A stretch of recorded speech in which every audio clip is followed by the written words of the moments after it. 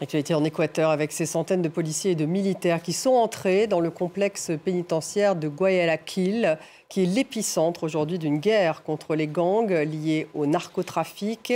Hier, un procureur qui enquête justement sur ces bandes criminelles a été assassiné. Léa Hurel.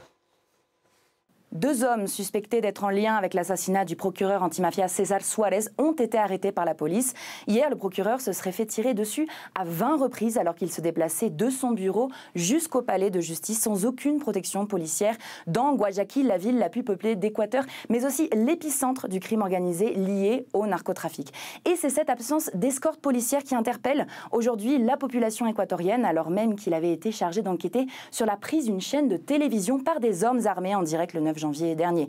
Un des derniers incidents qui a déclenché la déclaration de l'état de conflit armé interne de la part du président Daniel Noboa. Alors si à cette heure-ci, les raisons précises de son assassinat ne sont pas claires, ce qui est assez clair, c'est qu'il s'agit d'un message de la part des groupes narcos, ceux qui ont fait des prisons leur centre d'opération échappant totalement au contrôle de l'État. D'ailleurs, depuis la déclaration de ce nouveau régime d'exception, la priorité du gouvernement a été de reprendre la main sur les centres pénitentiaires et de libérer les fonctionnaires de prison qui avaient été pris en otage la semaine dernière. Jusqu'ici, l'impression était que l'État avait gagné la bataille, mais l'assassinat du procureur César Suárez montre qu'on ne connaît pas la limite de cette violence en Équateur.